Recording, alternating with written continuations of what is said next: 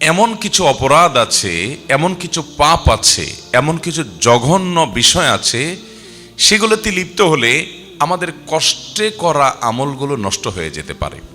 আপনি আমলের সওয়াবের কথা জানলেন, আমলও করলেন, কিন্তু পাশাপাশি আবার আমল নষ্ট হওয়ার মতো কাজও করে বসে থাকলেন। তাহলে একদিক থেকে আমল করলেন, আর একদিক থেকে আমল বরবাদ হয়ে গেল, গড়ে সমান হয়ে গেল, বরং কোনো কোনো ক্ষেত্রে লস মাইনাসে চলে গেলেন। হতে পারে কি পারে না? এজন্য আমাদেরকে জানতে হবে যে বান্দার নেক আমলগুলোকে নষ্ট করে দেয়, ধ্বংস করে দেয়, শেষ করে দেয়, ছাই করে দেয়, নিশ্চিহ্ন করে দেয়, আমল নামা থেকে ডিলিট করে দেয় কোন কোন অপরাধ, কোন কোন পাপ, কোন কোন ভয়াবহ বিষয়। শুরুতে আমরা নিয়ত করে নেই যে পয়েন্টসগুলোর কথা আমরা জানব, যে বিষয়গুলোর কথা আমরা জানব, যেগুলো বান্দার আমলকে বরবাদ করে দেয়, আমলকে নষ্ট করে দেয়, সেগুলো যেন আমার জীবনে কোনো অবস্থায় না থাকে। যদি থাকে, এ আলোচনা শোনার সাথে সাথে আমরা তওবা করে নিব যে সেগুলো আর কখনো আমার জীবনে যেন না আসে, আর ভবিষ্যতেও যেন এরকম কোনো বিষয় আমাদেরকে স্পর্শ করতে না পারে যে বিষয় আমাদের আমলকে বরবাদ করে দিবে।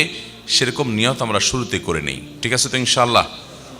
মোহতারাম হাজরিন, বান্দার সকল ভালো কাজ, সকল অর্জন, সকল সওয়াব, সকল নেক আমল, এগুলোকে সত্যি এবং প্রকৃত অর্থেই বরবাদ করে দেয়, পরিপূর্ণভাবে ধ্বংস করে দেয় মূলত শিরক এবং কুফরি এবং নেফাক।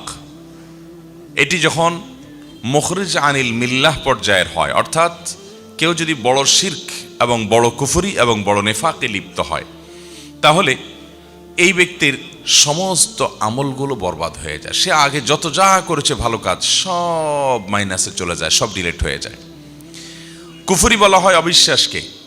একজন মানুষ মুসলমান, তিনি নামাজ রোজা ইবাদত বন্দেগী যতটুকু পেরেছেন করেছেন, হঠাৎ করে আল্লাহর কোনো গুরুত্বপূর্ণ নির্দেশ, আল্লাহর কোনো গুরুত্বপূর্ণ নিষেধ, যেটা অকাট্যভাবে প্রমাণিত হয়েছে, এরকম কোনো কিছুকে তিনি অস্বীকার করে বসে আছেন।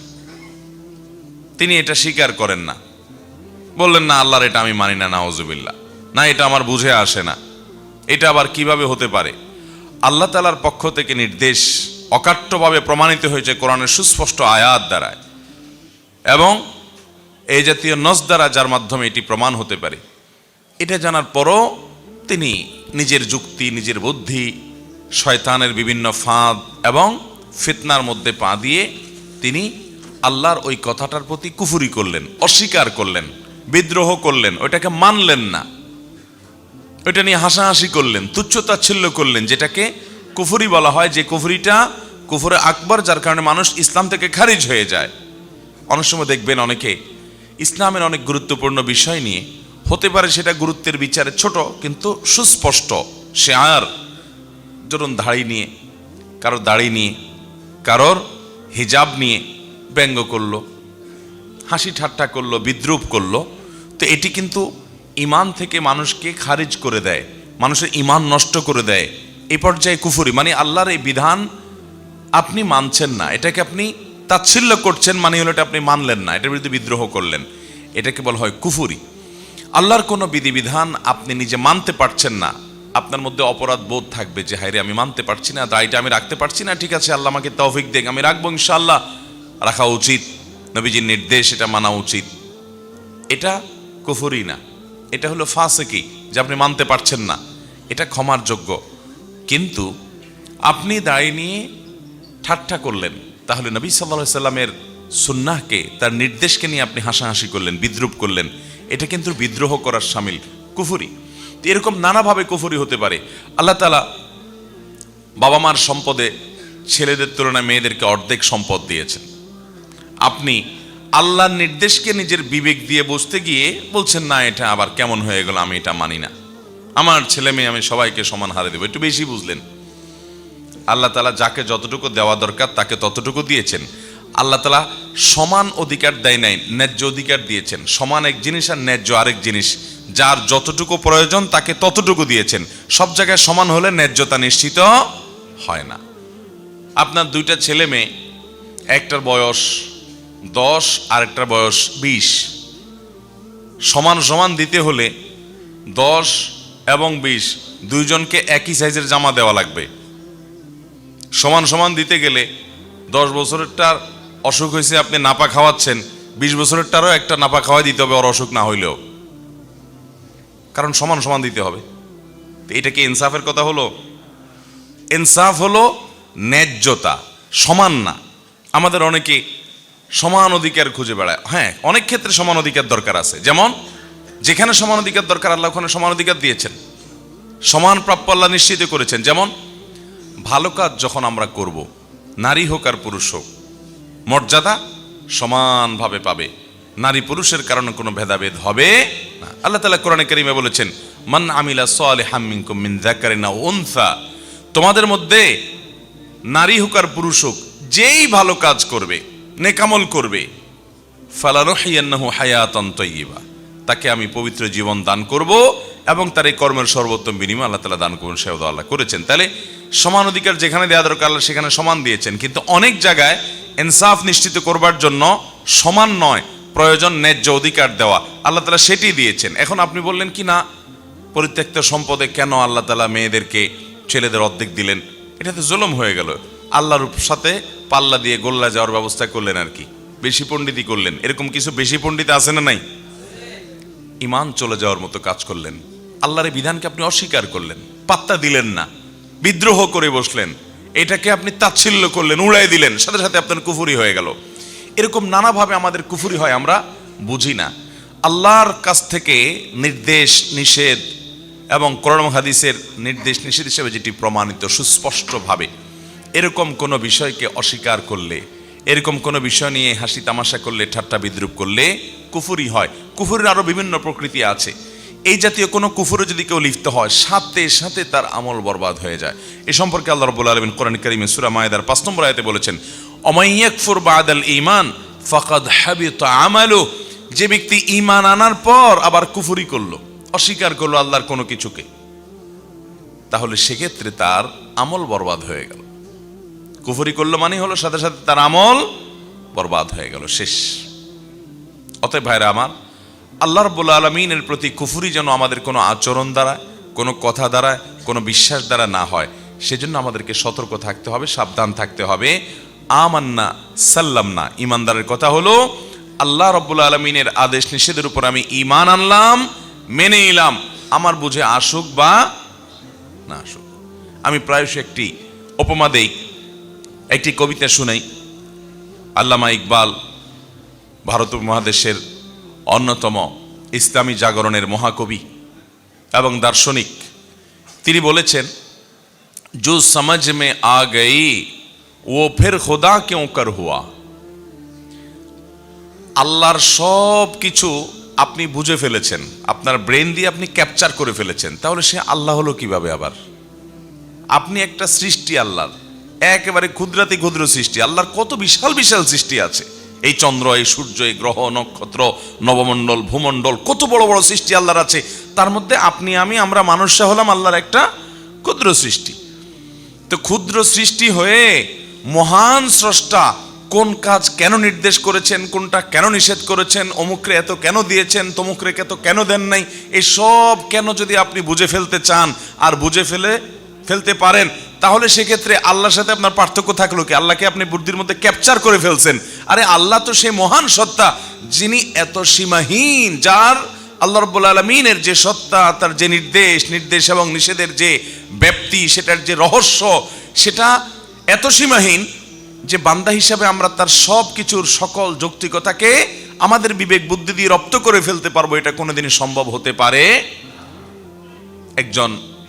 একজন মালিক আরেকজন শ্রমিক, ধরেন কথার কথা, আপনার একজন ড্রাইভার আছে, একজন পিয়ন আছে, আপনি একটা বড় ফ্যাক্টরির মালিক, বড় ইন্ডাস্ট্রির মালিক, কোটি কোটি টাকা আল্লাহ আপনাকে দিয়েছেন, অনেক শত শত হাজার হাজার লোকজন আপনি চালান। আপনি হয়তো আপনার কোনো পিয়নকে একটা ল্যাপটপ দিয়ে বললেন, ল্যাপটপটা খোলো, খুলে আবার বন্ধ করো, খুলে আবার বন্ধ করো। ফোনে বলে দিলেন, আমার ল্যাপটপটা একটু ওপেন করো, আবার শাটডাউন করে ফেলো। প্রায় এরকম বলেন। আপনার সে পিয়ন যদি বলে, স্যার এই ল্যাপটপ ওপেন করলাম আবার শাটডাউন করলাম, তাতে কি হবে? এটা একটা কোনো কাজ হলো? এই বেহুদা কাজটা কেন করেন স্যার?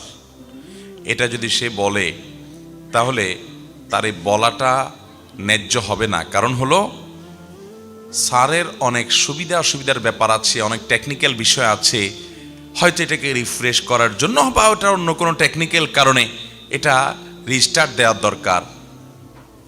তো কোন কারণে কি করা দরকার এই ভদ্রলোক ড্রাইভার বা পিয়ন ওনার বোঝার কথা না, যেটা মালিকের বোঝার কথা। মালিকের সব কিছু যদি এই পিয়ন এবং ড্রাইভার ভদ্রলোক বুঝে ফেলে তাহলে এই তো মালিক হয়ে গেল, ঠিক না ঠিক?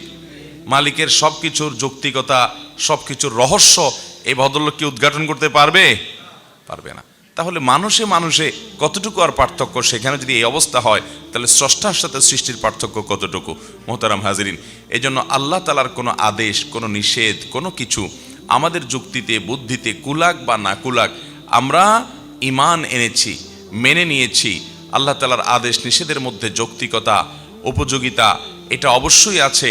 তিনি হাকিম, রহস্য ছাড়া, হিকমা ছাড়া, প্রজ্ঞা ছাড়া তার কোনো আদেশ নিষেধ অনর্থক কোনো কিছু তিনি করেন না। তিনি ফালতু কোনো কথা বলেন না। সেটা হয়তো আমার বুঝে আসছে না, পরের জেনারেশনে বুঝে আসবে। আজ থেকে শত শত বছর আগে, হাজার বছর আগে কোরআনের অনেক আদেশ নিষেধের যথার্থতা তখনকার মানুষরা বুঝে নাই, আমরা বুঝতেছি এখন। আছে না না এরকম বহু বিষয়? দিনে 5 বার ওযু। আচ্ছা বলেন তো, দিনে 5 বার ওযু করা, আবার প্রত্যেকবার ওযুতে 3 বার করে হাতের কবজি পর্যন্ত ধোয়া, আগে হাতের কবজি ধুয়ে তারপর অন্যান্য কাজগুলো করা। তখনকার সাহাবীদের আমলে, মক্কা মদিনাতে যে সাহাবীরা ছিলেন তাদের আমলে মানুষ ছিল অল্প কিছু, সামান্য হাতে গোনা কিছু মানুষ ছিল একটা শহরের মধ্যে। এত মানুষের গ্যাদারিং ছিল না, এত রোগ জীবাণু এগুলোর এত বেশি আপনার আজকের মতো যেরকম ব্যাপ্তি থাকে ছড়িয়ে পড়ে এসব ছিল না। সাহাবায়ে কেরাম রিদওয়ানুল্লাহি তাআলা আলাইহিম আজমাইন, সেই মহামনীষীরা ওই সময় এটার যৌক্তিকতা যদি খুঁজতে যেতেন তাহলে তাদের কাছে যৌক্তিকতা প্রকাশিত প্রমাণিত নাও হতে পারত, যে আল্লাহ আবার এটা কেন বললেন। কিন্তু আল্লাহ রাব্বুল আলামিন তাদেরকে এই যে আদেশ, এই যে নিষেধ করেছেন, ওযু করতে নির্দেশ করেছেন, তাদের বুঝে আসছে বা না আসছে, তারা সেটাকে মেনে নিয়েছেন। আজকে আমরা জানি যে রোগবালাই থেকে, জীবাণু থেকে, বিভিন্ন রকমের ক্ষতিকর বিষয় থেকে বাঁচার জন্য আমাদের ঘন ঘন হাত ধোয়া দরকার। এখন করোনা এসে আমাদেরকে বলছে যে হ্যাঁ হাত ধুইতে হবে ঘন ঘন, হাত ধুইতে হবে ঘন ঘন। এখন হাত ধোয়া যে অনেক দরকারি কাজ এটা আমরা বুঝছি, অথচ তখনকার মানুষরা এটা বুঝতে, ইসলামের অনেক বিষয় আছে যেগুলোকে হয়তো আগামী আরো 1000 বছর পরে মানুষ বুঝবে, আরো 500 বছর পরে মানুষ বুঝবে, কিন্তু ইমানদার তার বুঝে আসুক বা না আসুক তার বুঝের উপরে নির্ভর করবে না। আমার বুঝে আসলে তারপরে মানবো, তাহলে তো বুঝের গোলাম হলাম, আল্লাহর গোলাম হলাম না। আল্লাহ তাআলার আদেশ নিষেধকে আমি মেনে নিলাম, এটাকে বলা হয় ঈমান, এটাকে বলা হয় সারেন্ডার, এটাকে বলা হয় ইসলাম। মোহতারাম হাজিরিন, এই জন্য একজন মুসলমান তিনি কুফরি থেকে বেঁচে থাকবেন। আল্লাহর কোনো আদেশ নিষেধ নিয়ে সন্দেহ, সংশয়, কপটতা, কুফরি, অস্বীকৃতি এগুলো যেন কখনো না আসে। যদি আসে সকল আমল বরবাদ হয়ে যাবে। আমল বরবাদ হওয়ার জন্য আরেকটা বিষয়ের দায় আছে অনেক বড়, সেটি হলো শিরক। কুফরিরই ওই ক্যাটাগরির আরেকটি অপরাধ, আরেকটি পাপ, যেটি ক্ষমার অযোগ্য যদি কেউ এটি করে তওবা ছাড়া মারা যায়। আর যদি এটি করার পর কেউ তওবা করে আল্লাহ তাআলা মাফ করে দিবেন। অনেক মুসলিম ভাইয়েরা আছি আমরা, অনেক বোনরা আছেন আমাদের, যারা শিরকে লিপ্ত হন, আল্লাহর ইবাদত করেন, আবার আল্লাহর পাশাপাশি হয়তো কোনো মানুষের, কোনো কবরের, কোনো মাজারের, কোনো আপনার অলৌকিক শক্তির পুজো করেন, উপাসনা করেন, তার কাছে প্রার্থনা করেন, তার কাছে সাহায্য চান। এরকম রোগবালাই, এরকম শিরকের এই বদ অভ্যাস আমাদের দেশে অনেক মানুষের মধ্যে আছে না নাই? শিরকের এই অপরাধ সম্পর্কে আল্লাহ তাআলা বলেছেন, ওয়ালাকাদ উহিয়া ইলাইকা ওয়া ইলাল্লাযীনা মিন ক্বাবলিক, হে রাসূল আপনি এবং আপনার পূর্বে যত রাসূল পৃথিবীতে এসেছেন সকলের প্রতি আল্লাহ তাআলার কমন একটা অর্ডার ছিল। সেটা কি? লাইন আশরাকতা লা ইয়াহবাতান্না আমালুক, যদি আপনি শিরকে লিপ্ত হন, রাসূল সাল্লাল্লাহু আলাইহি ওয়াসাল্লামকে আল্লাহ বলছেন আপনি নিজে শিরকে যদি লিপ্ত হন, নবী হয়ে রাসূল হয়ে যদি কেউ আল্লাহর সঙ্গে শিরকে লিপ্ত হয়, লা ইয়াহবাতান্না আমালুক, তাহলে আপনার যত আমল আছে, ভালো কাজ আছে, সব বরবাদ হয়ে যাবে। ওয়ালা তাকুনান্না মিনাল খাসিরিন, এবং আপনি ক্ষতিগ্রস্তদের কাতারে শামিল হবেন, লুজার হবেন, সব হারিয়ে আপনি কপাল পোড়া, দুর্ভাগা, হতভাগা হয়ে যাবেন, ক্ষতিগ্রস্ত হয়ে যাবেন। মোহতারাম হাজরিন, এই আয়াত বলছে যদি কেউ শিরকে লিপ্ত হয় তাহলে তার সমস্ত নেকামল নষ্ট হয়ে যায়। এই জন্য শিরকের ব্যাপারে আমাদের সাবধান থাকতে হবে। আমাদের দোয়া সন্তান না হলে, ব্যবসা বাণিজ্য ভালো না হলে, বিপদ আপদ দূর না হলে, রোগবারাই ভালো না হলে, তারপর আমাদের দাম্পত্য জীবনে সুখ শান্তি না হলে, যেই কোনো সুবিধা অসুবিধা চাওয়া পাওয়া, এগুলোর জন্য আমরা হাত তুলব, প্রার্থনা করব একমাত্র কার কাছে? আল্লাহ রাব্বুল আলামিনের কাছে। আল্লাহর পাশাপাশি যদি আপনি অন্য কাউকে শরীক বানান, আরো কারোর কাছে আপনি দোয়া করেন, প্রার্থনা করেন, তাহলে এটা হবে শিরক। ঠিক একইভাবে আমাদের সেজদা, আমাদের রুকু, আমাদের নামাজ, এটা কার উদ্দেশ্যে হবে? আল্লাহর উদ্দেশ্যে।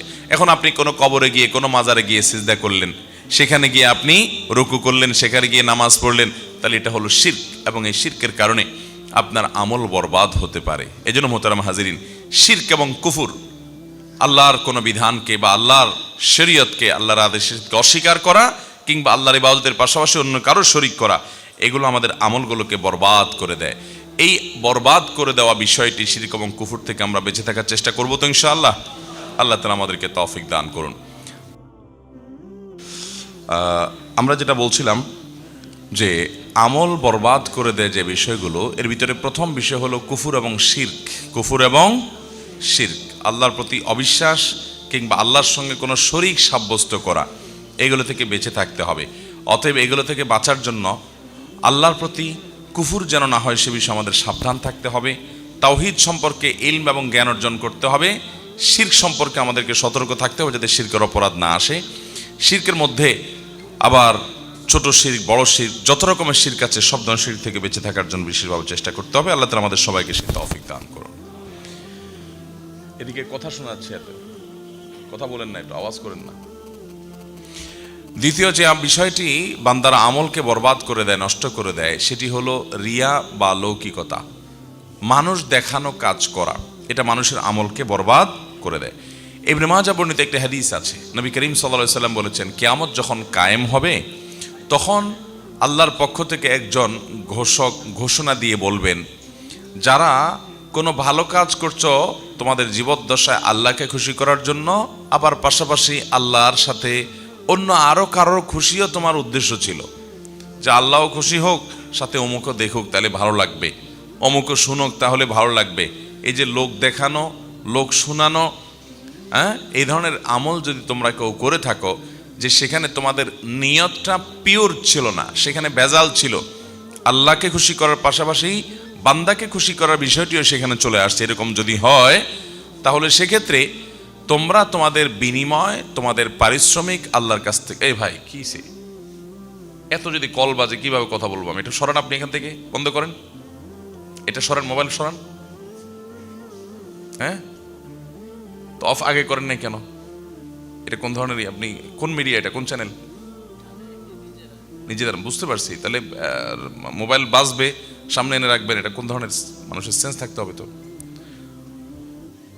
জি ভাই, বলতেছিলাম যে আল্লাহ রাব্বুল আলামিন বান্দাকে যখন কিয়ামতের ময়দানে ডেকে বলবেন যে দুনিয়াতে যদি কোনো ভালো কাজ করো, আল্লাহকে খুশি করার উদ্দেশ্য ছিল, সাথে একটু বান্দারা একটু দেখুক, বান্দারা একটু আমাকে ভালো বলুক, একটু বাহাবা দেখ, সবাই একটু জানুক, একটু ভাবসাব আসবে, এরকম অসৎ উদ্দেশ্য যাদের ছিল, আল্লাহর পক্ষ থেকে ঘোষক ঘোষণা দিয়ে বলবেন তারা যেন তাদের সেই ভালো কাজের সওয়াবের আশা আল্লাহর কাছে না করে, ওইটা আল্লাহকে খুশি করার পাশাপাশি আর যাকে দেখানোর জন্য, যাকে খুশি করার জন্য, যার কাছে গল্প দেওয়ার জন্য করছিলা, তার কাছ থেকে গিয়ে বিনিময় নাও। কারণ ইন্নাল্লাহা আগনা শুরাকা আনিশ শিরক, আল্লাহ তাআলা তার সাথে যাদেরকে শরীক সাব্যস্ত করা হয়, এসব শরীক টরিকের শিরক থেকে, পার্টনারশিপ থেকে আল্লাহ তাআলা অনেক পবিত্র। এগুলোর কোনো প্রয়োজন আল্লাহ তাআলার নাই।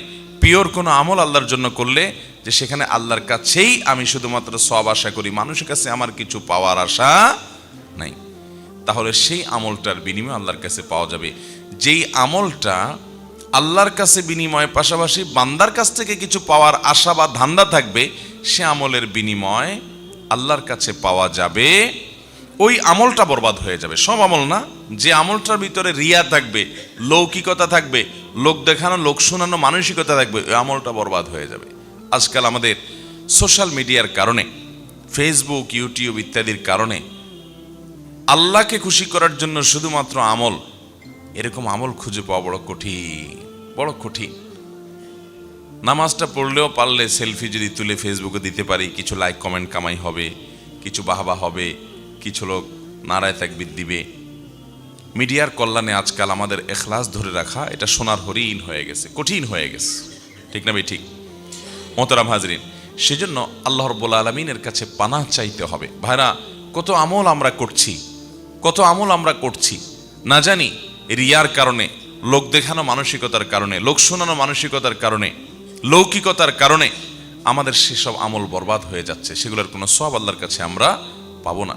এজন্য একজন ইমানদার তিনি রিয়া থেকে নিজেকে বাঁচানোর জন্য আপ্রাণ চেষ্টা করবেন। বিশেষ করে আর্থিক ইবাদত, যে ইবাদতগুলো সওয়াব করার মতো, যেগুলো মানুষ দেখবে, দেখানো যায় মানুষকে, এই আমলগুলো মানুষকে দেখাদেখি করলে অনেক সময় নিজের মধ্যে ওই মানুষের কাছ থেকেও যে বাহবা পাবো এরকম একটা আশা, এক্সপেক্ট চলে আসে, ঠিক না বেঠিক? ওমরা যাব, হজে যাব, তো কিছু ছবি তুলে ফেসবুকে দিব, কিছু বন্ধু বান্ধব জানবে, তারা দোয়া চাইবে আমার কাছে, তারপর আমার কাছে তারা আমাকে বাহবা দিবে, এরকম আশা অনেক সময় থাকে। ভাইরা আমার, ইমানদার তার গুনাহ বা পাপগুলোকে যেরকম লুকানোর চেষ্টা করে, কেউ যেন না দেখে, কেউ যেন টেন না পায়, যেন চুপে চুপে মোবাইলে খারাপ জিনিস, হারাম জিনিস দেখে শুনে, গুনাহকে লুকায় লুকায় করে, যাতে মানুষের কাছে সে ভালো থাকতে পারে, মানুষ যেন তাকে খারাপ মনে না করে। তো গুনাহ যেরকম মানুষ লুকানোর চেষ্টা করে, ইমানদার তার নেক আমলগুলোকেও এরকম লুকানোর চেষ্টা করবে, যে কেউ দেখার পর আমার ভিতরে ভাব চলে আসবে বা কাউকে দেখানোর উদ্দেশ্য আমার মনের মধ্যে আসবে, তাহলে তো আমল বরবাদ হয়ে যেতে পারে, এটা কোনো সওয়াব আমার কাছে নাও পাইতে পারি। এই জন্য ওই আমলটাকে সেভ করার জন্য, এটাকে নিরাপদ করার জন্য সে লুকাবার চেষ্টা করবে, গল্প দিয়ে বেড়াবে না, গল্প দিয়ে বেড়াবে না। তার অনেক কাজ থাকবে কিন্তু মানুষ জানবে না। আর অনেক মানুষ আছে দেখবেন যে যদি সারা বছরে একদিনও তাহাজ্জুদ পড়ার তৌফিক নসিব হয়, ভোর রাতে উঠে, মাশাআল্লাহ, তার সারা দিনের গল্পের মধ্যে, কথাবার্তার মধ্যে, আলাপচারিতার মধ্যে, কনভারসেশনের মধ্যে কোনো না কোনো ভাবে ওই বিষয়টা চলে আসেই আসে, ঠিক না বেঠিক? আল্লাহ হজে 2 বার নিয়েছে, এই কথাটা বন্ধু মহলে ডাইরেক্ট কিভাবে বলি, ঘুরায় ফিরায় ছেলে মেয়েকে, নাতি নাতনিকে ডেকে দিয়ে, আমার দ্বিতীয় হজ থেকে আনা যায় নামাজটা নিয়ে আসো তো, দ্বিতীয় হজ থেকে আনা যায় নামাজ। এর মানে হলো, আশেপাশে যারা আছেন শুনতেছেন, আপনারা শুনে রাখেন যে আমি কিন্তু হজ 2 বার করছি, অতএব দ্বিতীয় হজ থেকে আনা যায় নামাজ আনতে বলছি। তো এরকম নানানভাবে মানুষ কৌশলে নিজের বাকাওয়াতি জাহির করার চেষ্টা করে, কি করে না? একজন সৎ ইমানদার বান্দা তার কোনো আমলকে প্রকাশ করার চেষ্টা করবেন না, মানুষের কাছে বাহবা পাওয়ার সন্তত করার চেষ্টা করবেন না। হ্যাঁ, প্রকাশ করাটা প্রশংসনীয় হবে কখন? যে দেখা যাচ্ছে কোনো একটা জায়গায় একটা ভালো কাজ সবার করা উচিত বা অনেকের করা উচিত, কিন্তু কেউ করছে না। ধরুন একটা মসজিদে দানের ব্যাপার আসছে, অনেক টাকা দরকার, সবাই এগিয়ে আসা দরকার, কিন্তু কেউ সৎসাহস করে বলছে না। আপনি সেখানে বিসমিল্লাহ করে বললেন, ঠিক আছে আমি 10,000 টাকা দেবো ইনশাআল্লাহ। আপনি জানেন আপনি যদি এটা বলেন তাহলে অন্য আরো অনেকে সাহস করবে, সৎসাহস করবে, তারা আগায় আসবে, তাদেরও নিয়ত হবে। তো সে উদ্দেশ্যে অন্যকে আপনি উৎসাহিত করার উদ্দেশ্যে আপনি এটা করেছেন, তাহলে এটা প্রশংসনীয় হতে পারে। আল্লাহ কোরআনে এই দানকেও প্রশংসা করেছেন। কিন্তু অন্যকে উৎসাহিত করা এটা তো অনেক পরে। আমি প্রকাশ করার পর আমার শরীরে একটা ভাবসাব আসবে, মানুষ আমাকে জানবে, ওরে বাবার এই লোক দিছে 10,000 টাকা, হ্যাঁ, আমাকে মসজিদের অন্যতম ডোনার মনে করে রেসপেক্ট করবে, এরকম একটা ভাবসাব যদি আমার মধ্যে থাকে, সে উদ্দেশ্য যদি থাকে, তাহলে সেক্ষেত্রে আমার মতো রোগীর জন্য আরেকজনকে উৎসাহিত করে দান করানোর চাইতে নিজের আমলটাকে সেফ এবং হেফাজত করার চেষ্টা করতে হবে বেশি। আমরা আমল করে, ভালো কাজ করে গল্প দেওয়ার মানসিকতাটা পরিহার করতে হবে। এটা আমাদের মধ্যে প্রচণ্ড রকম আজকাল ঝেঁকে বসেছে, ব্যাধি আকার ধারণ করেছে। এটাকে বলা হয় শিরকে আসগার আল খাফি। নবী করিম সাল্লাল্লাহু আলাইহি সাল্লাম বলেছেন, শুনো, সকল নবী রাসূলগণ দাজ্জালের ব্যাপারে মানুষকে সাবধান করেছেন, তার উম্মতদেরকে, যে খবরদার কিয়ামতের আগে দাজ্জালের ফিতনা আসবে, যে দাজ্জাল পৃথিবীতে অনেক অলৌকিক ক্ষমতা তার থাকবে, এই ক্ষমতাগুলো দেখে মানুষ ইসলাম থেকে দূরে সরে যাবে। আজকাল দেখবেন যে তথ্য প্রযুক্তি, টেকনোলজির উন্নতির সময় অনেক স্কুল কলেজ পড়ুয়া ভাই বোনেরা অনেক সায়েন্স বা আপনার বিজ্ঞান সম্পর্কে জানাশোনার পর, বিজ্ঞানের উন্নতি অগ্রগতি দেখার পর অনেকে রীতিমতো আখিরাত সম্পর্কে, আল্লাহ সম্পর্কেই সন্দেহের মধ্যে পড়ে যায়, মনে করে যে এই সব বুঝি। তো দাজ্জাল যখন আসবে তার কাছে আরো অলৌকিকত্ব থাকবে, মানুষ ধোঁয়াশার মধ্যে পড়ে যাবে। এই জন্য সকল নবী রাসূলগণ সাবধান করেছেন, দাজ্জালের ফিতনা আসবে, ঈমান হারা হইও না তোমরা এসব ভেলকিবাজিতে। এসব অলৌকিকতা দেখে লাইফটা একেবারে ইজি হয়ে যাবে।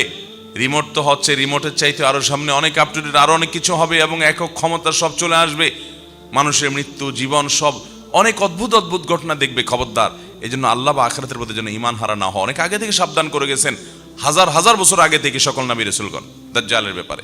নবী সাল্লাল্লাহু আলাইহি সাল্লাম বলেছেন, দাজ্জালের ফিতনার চাইতেও ভয়াবহ এবং ভয়ঙ্কর ফিতনা হলো এই ফিতনা যেটাকে বলা হয় শিরকে খাফি বা গোপন শিরক। গোপন শিরক, আপনি করছেন ভালো কাজ, তলে তলে আপনার পেটে, আপনার মনে উদ্দেশ্য আছে কি সবাই একটু দেখুক। গল্পটা দিলেন, শরীরে একটু ভাব আসলো, সবাই একটু আপনার দিকে তাকায় রইল, মাশাআল্লাহ মাশাআল্লাহ, সুবহানাল্লাহ, হাজী সাহেব এত ভালো কাজ করছেন। আপনার মধ্যে এক ধরনের আত্মপ্রসাদ চলে আসলো, আত্ম অহংকার চলে আসলো, অজব চলে আসলো। এই জিনিসটা বান্দার আমলকে বরবাদ করে দেয়। আপনি ওই গল্প স্বল্প দিয়া আমলটাকে নষ্ট করে কি লাভ হলো? আমলটা করে শুধু নষ্টই হয়ে শেষ হয় নাই যে ঠিক আছে আমল করছেন সওয়াব পেলেন না, এটুকু হলে শেষ একটা ব্যাপার ছিল, এটুকু না, এটা আরো মাইনাসে যাবে, কারণ এটা শিরক, ছোট শিরক। নবী সাল্লাল্লাহু আলাইহি সাল্লাম বলেছেন, দাজ্জালের ফিতনা যত ভয়ঙ্কর তার চাইতে বড় ভয়ঙ্কর আমি তোমাদের উপরে ভয় করি। একটা সময় তোমাদের মধ্যে এরকম ছোট শিরক ঝেঁকে বসবে। এই যে ফেসবুক, এই যে হোয়াটসঅ্যাপ, এই যে ইউটিউব, এই যে টিকটক, লাইকি ইত্যাদি সোশ্যাল মিডিয়া, এগুলোর কল্যাণে মানুষ যে কোনো ভালো কাজকে প্রচার করার যে সুযোগ তৈরি হয়েছে আজ, নবী সাল্লাল্লাহু আলাইহি সাল্লামের যুগে তো এগুলো ছিল না, কিন্তু তিনি তখন সাবধান করে গেছেন। একটা সময় আসবে যখন তোমরা আমল করবে কিন্তু উদ্দেশ্যের মধ্যে অসততা এত বেশি আসবে যে দাজ্জালের ফিতনার চাইতে ভয়ঙ্কর হবে। সেটা আজকে আমাদের জনে জনে ঘরে ঘরে হয়ে গেছে। এজন্য একজন ইমানদার হিসেবে আপনার আমার চ্যালেঞ্জ হবে, যেই কোনো ভালো কাজ আল্লাহ করার তৌফিক দিক, আমি সেটাকে লুকাবার চেষ্টা করব। কিছু আমল আছে যেগুলো লুকানোর নয়, আপনি দাঁড়িয়ে রেখেছেন, এটা তো প্রকাশ্য জিনিস। জাকাত দিবেন, ফরজ কাজ, এটা লুকানোর জিনিস না, এটা প্রকাশ্যে দিবেন। কিন্তু আপনি ব্যক্তিগত দান সাদাকা করছেন, আপনি একটা গুনাহ থেকে বাঁচার চেষ্টা করছেন, আপনি একটা নেক আমল করছেন, আপনি তাহাজ্জুদের নামাজ পড়ছেন, আপনি সোমবার বৃহস্পতিবার রোজা রাখছেন, আপনি অন্যান্য নেক আমল কাজ করছেন, সেগুলো আপনাকে মানুষের সামনে গল্প দিয়ে বানানোর উদ্দেশ্য থাকতে পারবে না। হ্যাঁ, কোনো প্রসঙ্গ তো আসলো আপনি বললেন, কিন্তু গল্পবাজি বা বাহাবা নেওয়া উদ্দেশ্য হবে না, লোক শোনানো, লোক দেখানো, এই টার্গেট থাকবে না। তাহলে আপনার আমলটা ঠিক থাকবে। অন্যথায় যে আমল করে মানুষের কাছে ওই যে প্রশংসা কুড়াবেন, আল্লাহর ফেরেশতারা কিয়ামত দিন বলবে, তুমি না অমুকের বাহবা পাওয়ার জন্য বলছিলা, টাকা দান করে এরপর ডানে বামে তাকাইছো, কে কে তোমার দিকে তাকায়, তো ভাব শরীরে আসছে, তো ওখানে তো ফিডব্যাক পেয়ে গেছো, শেষ। আল্লাহর কাছে আর কিছু নেই, বরং এখন শাস্তি আছে যে আল্লাহর সঙ্গে কেন শিরিক করলে, কেন আর অন্য কারো সন্তুষ্টি সেখানে আশা করলে। এই জন্য আমাদের নিয়তগুলোকে প্রতিটা আমলের ক্ষেত্রে আমরা একমাত্র আল্লাহ তাআলার জন্য খালেস করবো তো ইনশাআল্লাহ। আল্লাহ আমাদেরকে তৌফিক দান করুন। তাহলে আমল নষ্ট করে দেয় যে বিষয়গুলো, এর মধ্যে দ্বিতীয় বিষয় হলো রিয়া এবং লৌকিকতা। সাবধান থাকবো তো ইনশাআল্লাহ। এই রিয়া এবং লৌকিকতা বিশেষ করে অনেক সময় আমল বরবাদ করার মতো পর্যায়ের হয় না, নিজের অজান্তে কিছু লৌকিকতা চলে আসে, সেগুলোতে আমল হয়তো বরবাদ হবে না, কিন্তু সেগুলোও শিরক। এগুলো থেকে বাঁচবেন কিভাবে? কিছু আছে টের পাইছেন আপনি যে আপনার মধ্যে ভাব আসছে, মানুষ দেখানোর উদ্দেশ্য আসছে, কিছু আসছে আপনি টের পান নাই, আপনার নিজের অজান্তে শিরক হয়ে গেছে, এরকম কিছু সূক্ষ্ম শিরক আছে। বাঁচবেন কিভাবে? নবী করিম সাল্লাল্লাহু আলাইহি ওয়াসাল্লাম দোয়া শিক্ষা দিয়েছেন, আল্লাহুম্মা ইন্নী আউযু বিকা আন উশরিকা বিকা ওয়া আনা আ'লাম ওয়া আস্তাগফিরুকা লিমা লা আ'লাম। আল্লাহ, আপনার কাছে পানাহ চাই, আশ্রয় চাই, আমার জ্ঞাতসারে কোনো শিরক যেন না হয়, আমার অজান্তে অজ্ঞাতসারে যেন কোনো শিরক না হয়। এই উভয় প্রকার শিরক থেকে আল্লাহ আপনার কাছে পানাহ চাই, আপনার কাছে আশ্রয় চাই। এই দোয়াটা বেশি বেশি করে পাঠ করতে হবে। আল্লাহ আমাদেরকে তৌফিক দান করুন। নাম্বার 3, আমল বিধ্বংস, আমলকে শেষ করে দেয়, আমলকে নষ্ট করে দেয়, বরবাদ করে দেয় যে গুনাহ এবং পাপ অপরাধ যে বিষয়, সেগুলোর মধ্যে থেকে একটি হলো হাসাদ বা হিংসা। অন্যের ভালো দেখতে পারেন না, কারোর সাথে আপনার কম্পিটিশন আছে, ওর ভালো দেখলে আপনার জ্বলে। এই রোগটা আমাদের মধ্যে আছে না নাই? ইমানদারের কলিজাটা হতে হবে ফ্রেশ। আমি কারোর ক্ষতি বা অকল্যাণ চাইবো না, সবার ভালো আশা করব। আল্লাহ অমুকে আমার সাথে হয়তো তার কোনো কারণে একটু বাধাবাধি আছে, একটু আমার সাথে তার কোনো কারণে হয়তো সে আমার সাথে শত্রুতা করে, হয়তো আছে কোনো কারণে কম্পিটিশন বা অন্য কিছু, তারপরও দিন শেষে আমি একজন মুসলমান হিসেবে কারোর ক্ষতি চাইবো না। আল্লাহ তাকেও ভালো দেখ, তারও রোগ বালায় না হোক, তার ছেলেটা ভালো রেজাল্ট করুক, তার রুটি রুজি ভালো আসুক, তার ব্যবসাটা ভালো হোক, সে সাকসেস হোক, তাতে আমার কোনো সমস্যা তো নাই। কারণ যে আল্লাহ তাকে দিচ্ছে, তাকে দেওয়ার কারণে কি আল্লাহর অভাব হবে, আমাকে দিতে অসুবিধা হবে এরকম? তো এরকম যদি না হয় তাহলে আমার অসুবিধার কথা। আল্লাহ তাকে দিছে, আরও দেখ, আমার কোনো কষ্ট নাই। আমার হয়তো আল্লাহর কাছে চাওয়া হবে, আল্লাহ আপনি তাকে দিয়েছেন ভালো কথা, আমাকেও দেন। আপনি তাকে দিতে পারেন তো আমাকে তো আপনি দিতে পারেন, আমাকেও দিয়েন আল্লাহ। তাকে দেন, আমার দুঃখ নেই, আরও দেন, আমাকেও দিয়েন আল্লাহ। এ হলো ইমানদারের মেন্টালিটি, এরকম থাকতে হবে। আর যদি আপনার মনে হয় আল্লাহ আমাকে দেওয়ার না দাও, ওর দিও না, আছে না? এগুলা আমার ছেলেটা পাশ করুক আর না করুক, ওর ছেলে জিপিএ 5 পাইছে, এটা আমি শুনতে চাই না, ঠিক না? আমার দোকানে কাস্টমার ঢুকুক আর না ঢুকুক, ওর দোকানে কাস্টমার ঢুকবে আর ব্যাগ ভর্তি জিনিস নিয়ে বাইরে হবে, এইটা আমি সহ্য করতে পারবো না। এটারে বলে হিংসা, এটারে বলে কি? অন্তরে জ্বালা পোড়া করে। কারোর ভালো দেখলে অন্তরে চিনচিন করে জ্বলে কিনা খেয়াল করবেন। এটা হলো হিংসা মাপার মিটার। যদি জ্বলে তাহলে বুঝবেন এই রোগটা আপনার মধ্যে আছে। ভাইরা আমার, হতে পারে দুনিয়াতে চলতে গেলে কেউ আপনার সাথে শত্রুতা করতেছে, শত্রু আপনার শত্রুর জায়গায় আছে, হোক, তাই বলে আপনি তার ক্ষতি কামনা করবেন, তার ভালো আশা করবেন। আচ্ছা, তাকে যে ভালো জিনিসটা দিয়েছেন, এটা কে দিয়েছেন? তা সেটা দেওয়ার কারণে যদি আপনার মনের মধ্যে কষ্ট হয়, তাহলে আল্লাহর দেওয়ার ব্যাপারে, আল্লাহর দানের ব্যাপারে আপনি এক ধরনের অভিযোগ তুললেন, ঠিক না? যে আল্লাহ তাকে দিয়েছে, আপনি সেটা নিয়ে আপত্তি করছেন, মানে আল্লাহর সাথে আপনি পাল্লা দিচ্ছেন, তাহলে তো গোল্লা যাওয়া লাগবে। আল্লাহ যেহেতু তাকে দিছে, আমার এখানে কোনো সে নাই, আল্লাহ আরো দেখ। এগুলো ইমানদারের চাওয়া। এই হাসাদ, এই সম্পর্কে একটা হাদিস বর্ণিত হয়েছে বিভিন্ন হাদিস গ্রন্থে।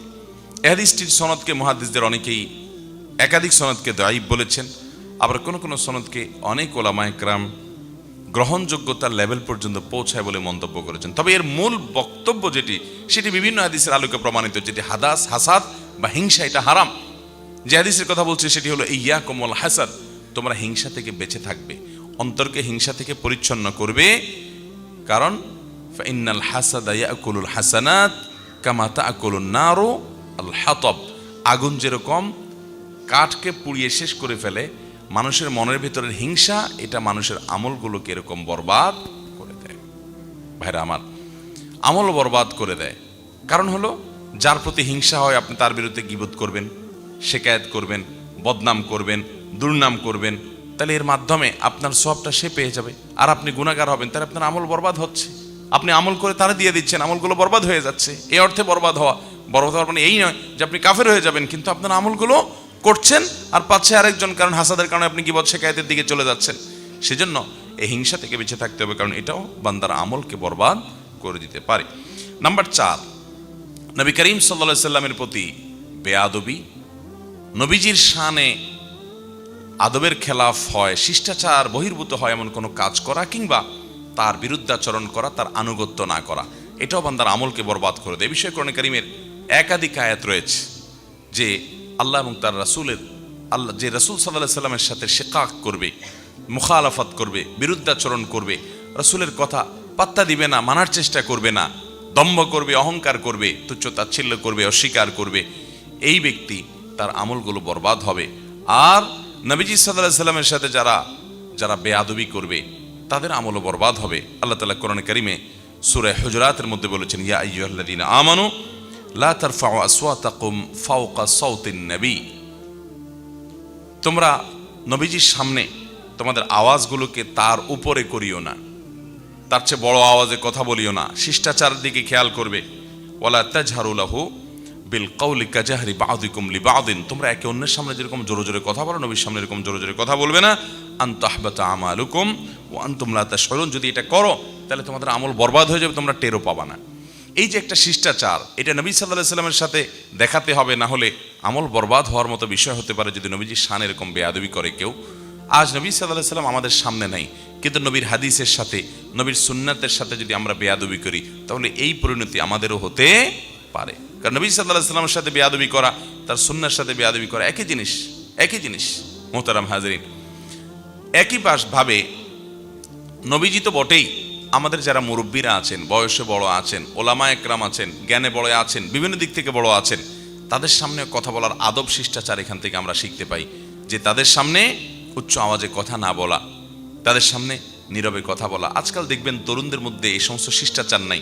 এগুলোকে আমরা অনেক হালকা জিনিস মনে করি, যে বাবার সামনে আপনার জোরে আওয়াজ হবে না, আপনার সিনিয়র কায়ের সাথে, মায়ের সাথে জোরে আওয়াজ হবে না। এখন তো যুবক পোলাপান সবচাইতে বেশি চিৎকার, চেঁচামেচি, অভদ্রতা, অসৌজন্যমূলক এবং পশুর মতো চিল্লি করে কথা বলে মায়ের সামনে। দুনিয়াতে সবচেয়ে বেশি দুর্ব্যবহার করা যায় যার সাথে, চিল্লি করা যায় যার সাথে, রাগারাগি করা যায় যার সাথে, তার নাম হলো মা। ঠিক না ঠিক? বাপের সাথে আবার সব চলে না, কারণ দাঁত ফালাই দিবে থাপ্পড় দিয়া। ঠিক না ঠিক? মা বেচারি অনেক দয়া এবং মায়া তার সন্তানের প্রতি। এই চান্সে অনেক যুবকরা বেয়াদবি করেন। মনে রাখবেন, এটি ভয়ঙ্কর একটি ব্যাপার। এই জন্য শিষ্টাচার আমাদেরকে শিখতে হবে। শিষ্টাচার বহির্ভূত মানুষ কখনো ভালো মুসলমান হতে পারে? তাহলে নবীজি শানের সাথে যখন বেয়াদবি করা হয় অথবা তার বিরুদ্ধাচরণ করা হয়, তখনও বান্দার আমল বরবাদ হতে পারে। আর 5 নম্বর হলো সালাতুল আসর বা আসরের নামাজ যদি কেউ এটার ব্যাপারে অবহেলা করে। অনেকে দেখবেন আসর নামাজ পড়ে না, অবহেলা করে, পড়ে না, টাইম মতো পড়ে না, 2 দিন পড়ে তো 4 দিন পড়ে না। তো এই ব্যক্তির আমল বরবাদ হওয়ার কথা হাদিসে আছে। সহিহ বুখারীতে আসছে, নবী সাল্লাল্লাহু আলাইহি ওয়াসাল্লাম বলেছেন, মান তারাকা সালাতাল আসরি ফাকাদ হাবিতা আমালু। যে ব্যক্তি আসরের নামাজ পড়ে না, বাদ দেয়, তার আমল বরবাদ হয়। এখানে আমল বরবাদ বলতে কি বোঝানো হয়েছে? অনেক মুহাদ্দিসগণ বলেছেন, তার মানে আসর যেহেতু পড়লো না, এই জন্য ওই আমলটা বরবাদ হয়ে গেল। আর আসরের নামাজ হলো 5 ওয়াক্ত নামাজের ভিতরে বিশেষ গুরুত্বপূর্ণ নামাজ। হাফিযু আলাস সালাওয়াতি ওয়াস সালাতিল ওয়াসতা, হাদিসে আসছে তোমরা সব নামাজের দিকে খেয়াল করো, বিশেষ করে মধ্যম নামাজ। মধ্যম নামাজটা কি? অনেক মুহাদ্দিস, অনেক মুফাসসির আর কোরআন বিশ্লেষকগণ বলেছেন যে এখানে আসরের নামাজকে বোঝানো হয়েছে, বিশেষ গুরুত্বপূর্ণ। এই জন্য আসরের নামাজের পরে অবহেলা বিশেষভাবে একজন ইমানদার করবে না। এটি তার ওই আমলকে বরবাদ করে দিতে পারে। এর মাধ্যমে সব আমল বরবাদ হবে সেটা না, কিন্তু এটার পরে আমল বরবাদ হওয়ার কথা হাদিসে আছে। সেটাকে অনেক ওলামা একরাম বলেছেন এটি ধমকি স্বরূপ বলা হয়েছে। অনেকে বলেছেন যে এটার ব্যাখ্যা হলো, যদি কেউ এটাকে বৈধ মনে করে যে না পড়লেও চলে, তাহলে সে কুফরি হবে, তার আমল বরবাদ হবে সেই কারণে। আর অনেক ব্যাখ্যা আছে। 6 নম্বর এবং সর্বশেষ যেটি বলতে চাই তা হলো, কোনো মানুষ যদি কারোর পরিণাম সম্পর্কে নিজে পণ্ডিতি করে আল্লাহর উপর কোনো ফয়সালা দিয়ে দিতে চায়, এটা তার আমলকে বরবাদ করে দিতে পারে। এ সম্পর্কে একটি হাদিস বর্ণিত হয়েছে। নবী করিম সাল্লাল্লাহু আলাইহি ওয়াসাল্লাম ইরশাদ করেছেন, কোন এক ব্যক্তি অন্য ব্যক্তি সম্পর্কে বলল যে এই ব্যক্তিকে আল্লাহ তাআলা মাফ করবেন না, এর কোনো রক্ষা নাই, এর খবর আছে, এর আল্লাহ তাআলা ছাড় দিবেন না, এরকম হার্ডলি বলেছে। আল্লাহ রাব্বুল আলামিন ওই ব্যক্তিকে বলবেন, আমার ওই বান্দাকে মাফ করব কি করব না, এটা তো আমার ইখতিয়ার। তুমি যখন এত বড় পণ্ডিতি করলা যে ঠিক আছে সে মাফ পাবে না, তাহলে আমি তাকে মাফ করে দিলাম আর তোমার আমল বরবাদ করে দিলাম। বেশি তুমি আমার উপরে ফয়সালাগিরি করতে গেছো। মোহতারাম হাজরিন, এটা হলো তখন যখন কোনো মানুষ মুসলমান হবে। মুসলমান হইয়াও তার মধ্যে কি থাকতে পারে? আপনার এ ধরনের বিষয় আসো থাকতে পারে, এ ধরনের দুর্বলতা থাকতে পারে যে সে মুসলমান হওয়ার পরও কোনো গুনাহের কারণে, কোনো পাপের কারণে আপনার কাছে মনে হচ্ছে সে অনেক পাপিষ্ট হয়ে মারা গেছে। আপনি ফয়সালা দিয়ে দিলেন, না এর কোনো রক্ষা নাই, আল্লাহ এর মাফ করবে না। মানে ব্যাপারটা হলো যে আল্লাহর উপর আপনি ফয়সালা দিয়ে বসে আসলেন। এটা ভয়ঙ্কর বিষয়।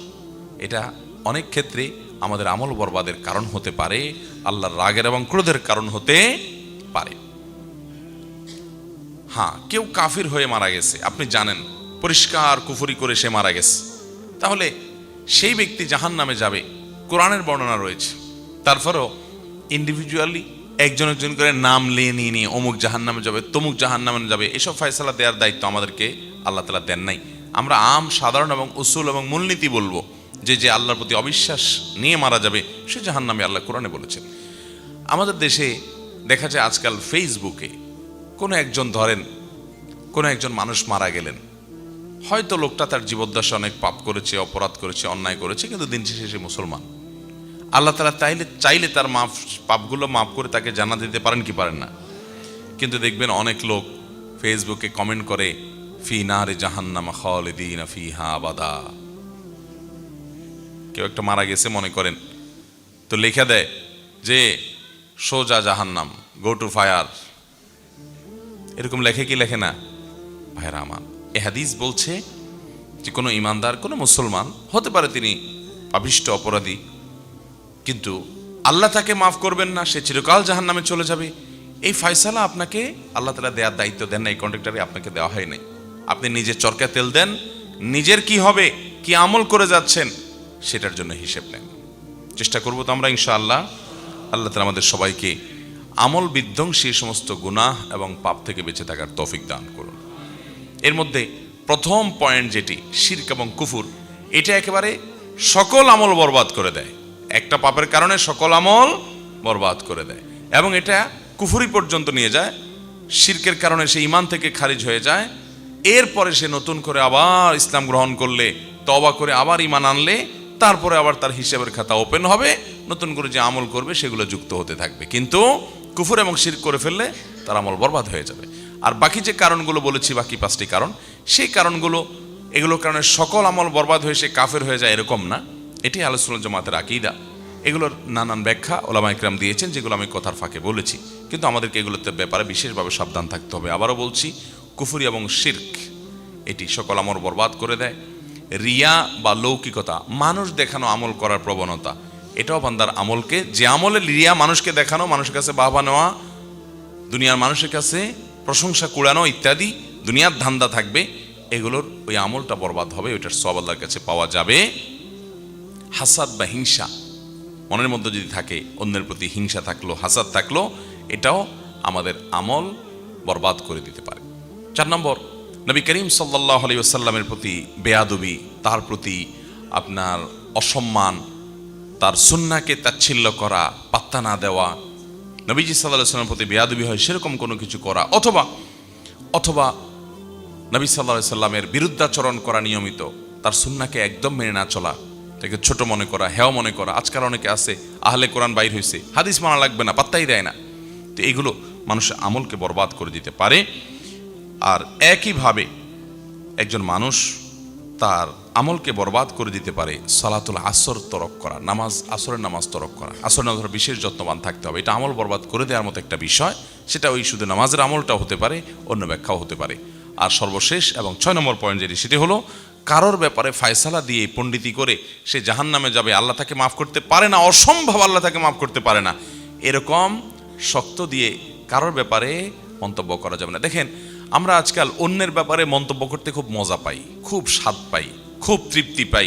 কেউ মারা গেল, কাকে জাহান্নামে পাঠাইতে পারলাম, কাউকে গোমরাহ কাফের ফতোয়া দিতে পারলাম, সে পথভ্রষ্ট বলে দিতে পারলাম, এগুলো বললে আমাদের কাছে একটু ভালো লাগে, তাই না? নিজের বেলায় আমরা তেমন কোনো শক্ত অবস্থানে যাই না, নিজেকে ফেরেশতা জাহির করি। আর যত ফতোয়াবাজি, যত শক্ত কথা, যত জাহান্নামে পাঠানো, এগুলো সব মানুষের উপরে করি। অথচ আল্লাহ আমাদেরকে বলেছেন, কু আনফুসাকুম ওয়া আহলিকুম, নিজেকে এবং নিজের পরিবারকে জাহান্নামের আগুন থেকে বাঁচাও। আমাদের সেই খবর নাই। আমরা আছি গোটা দুনিয়ার মানুষের কন্ট্রাক্টরে নিয়ে, ওর পিছে লাগা, ওর ছিদ্র অন্বেষণ করা, ওর দোষ ধরা, ওরে গোমরা ফতোয়া দেওয়া, ওরে কাফের ফতোয়া দিয়া, মানুষের পিছনে শুধু লাগালাগি। নিজের সংশোধন বা আত্মশুদ্ধির খোঁজ খবর আমাদের নাই। আল্লাহ তাআলা আমাদেরকে সৎ এবং নেককার মানুষ হিসাবে দুনিয়া থেকে যাওয়ার তৌফিক দান করুন, এবং আমল যতটুকু আল্লাহ করার তৌফিক দিয়েছেন এগুলো যেন বরবাদ না হয়, এগুলো যেন নষ্ট না হয়। সেজন্য আমল বিনষ্টকারী এই 6টি বিষয় থেকে বিশেষভাবে যেন আমরা বেঁচে থাকতে পারি। আল্লাহ সুবহানাহু ওয়া তাআলা আমাদের সকলকে সেই তৌফিক দান করুন। জাযাকুমুল্লাহু খায়রান।